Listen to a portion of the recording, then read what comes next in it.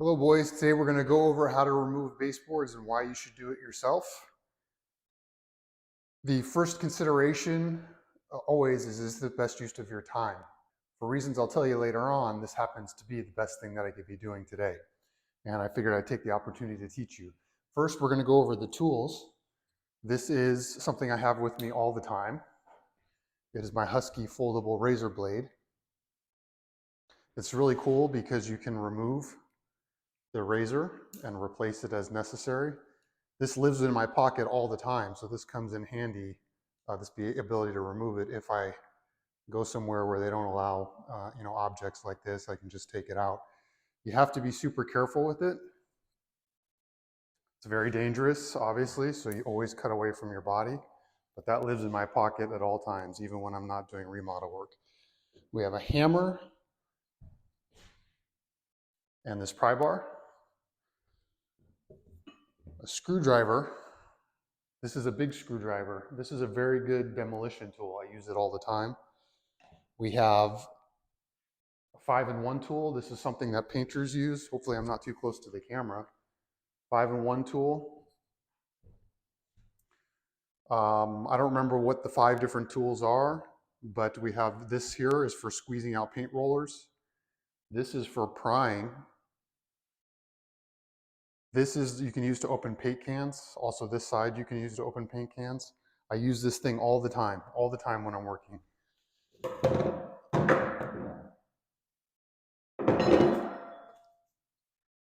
These are 9mm, I believe. 9mm thick gloves. I love these. Use them to protect your hands. A kneeling mat. I prefer this over knee pads. It's more versatile, way more comfortable. You just drag it with you as you're working along the surface. And then finally, always have a 5-gallon bucket with you. You can use these things for all kinds of things, like a ladder. For example, when I came into the house today, all the smoke alarms were beeping because the tenant that lived here never replaced the batteries. So all the smoke alarms were beeping. It was driving me crazy. Obviously, not good for a video. I use it to plug and unplug things from outlets high up to get on top of things. You can use it to store things. Today, we're going to be using it to store these baseboards and also to carry things. We're going to put the baseboards in here, the trash, and then we're going to take it downstairs to the trash. So those are the tools that we're going to use. The goal today is to get as much of this removed as I possibly can quickly. The reason you can do your own demo work, or the reason you should do your own demo work, is this is very easy to do if you just get your mindset that you're going to get it done and move quickly. This is one way to save a lot of money, both in your real estate investments and at home. But again, the main consideration is this the best use of your time? If you can use your time somewhere else that's going to be more productive, then you shouldn't be doing this, and you should hand it off to somebody else. Okay, boys, this is super simple, so don't make it more complicated than it is. First step is to take your sharp knife and score the top of the baseboard down the whole length. There's caulking and paint there, that's why you're scoring it. You don't want to rip the paint off the walls when you're ripping the baseboards off the walls. So score the whole thing. Use your painter's tool, your 5-in-1 tool, and your hammer. Get behind it, pry out, and pull. That's it. It's not complicated. Sometimes it's easier to come at these boards from behind, as you're going to see here. And I also use that screwdriver that I told you about earlier, because it's not easy to get the 5-in-1 tool into that limited space. So I use the screwdriver as a demo tool, and I pry outwards. And here's an example of me dragging the buckets along with me for the little pieces. Okay, here's an example on how to easily get these corner pieces out and another little piece. Start with the main wall, score, get it out, and then attack the other things from the side.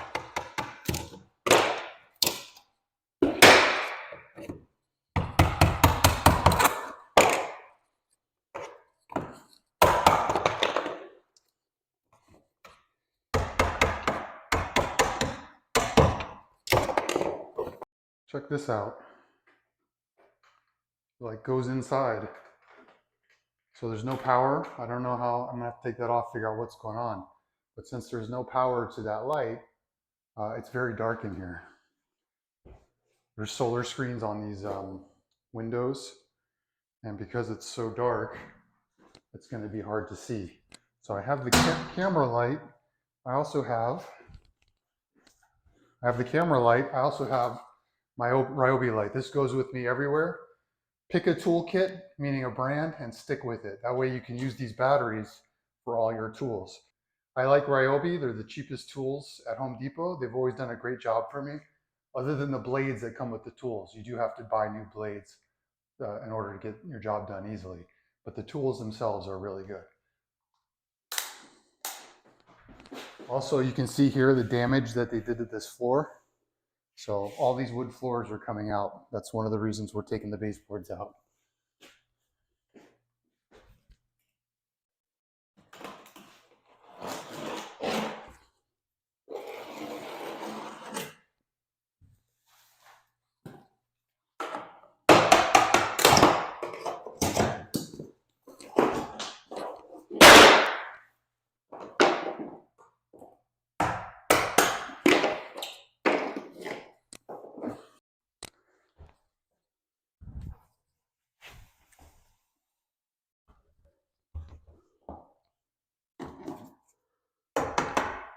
On these narrower pieces, this is where the screwdriver comes in handy. That in between tile and the door trim.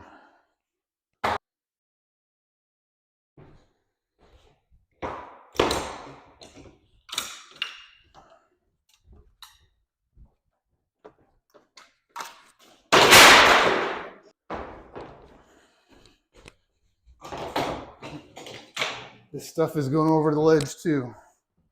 Again, all the nails are up, so if somebody else is on the job site, you got to be super careful. Okay, I just got to the baseboard that's by the fridge. We're going to just skip it for now. There's no reason to slow down this progress to deal with this. We'll come back to it later.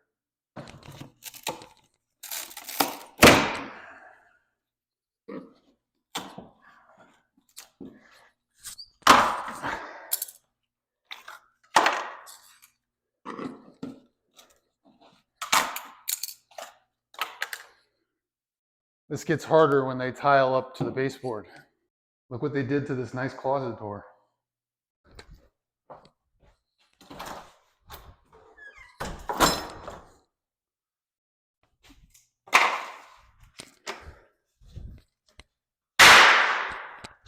Okay, boys, that's it for this morning. Got the whole house done. That's over 2,000 square feet. Took me about less than 2 hours to get it all done. I want you to know there's no perfect way to do anything. The important part is that you just get it done. Consistency. A little bit every day over the long run pays off.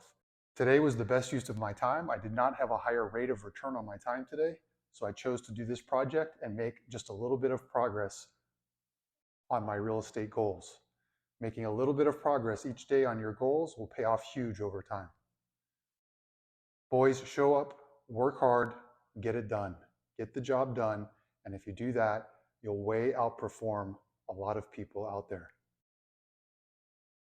Hey boys, hey YouTube. It's later in the day from the baseboard project, and I just had some final thoughts I wanted to give you.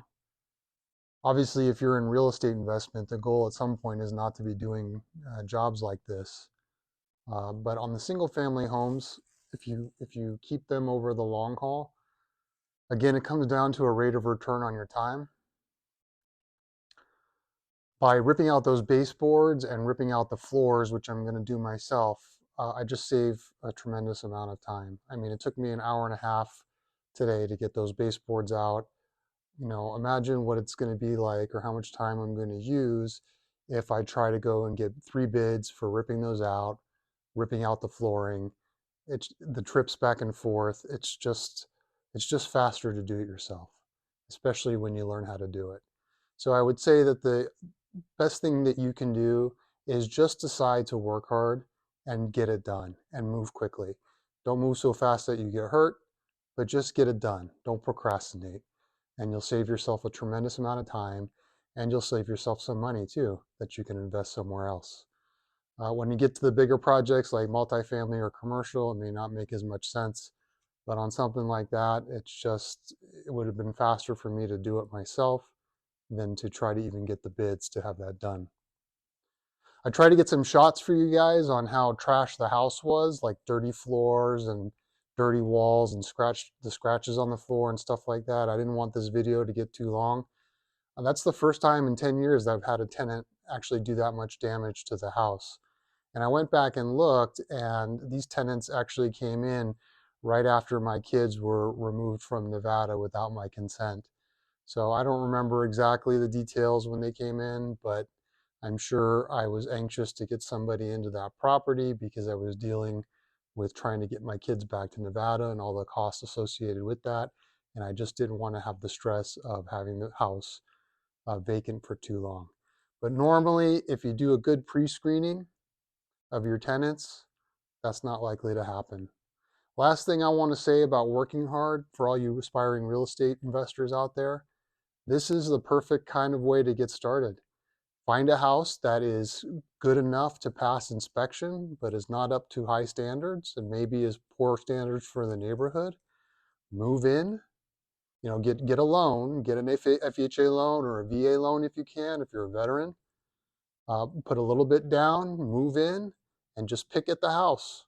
Work at it little by little, learn these skills, and then move on to the next house. And I promise you, if you work hard, you're going to make money.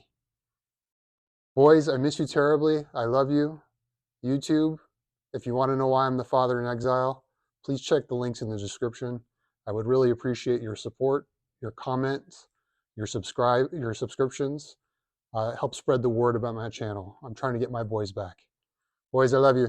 I'll see you soon, I hope. Father in exile.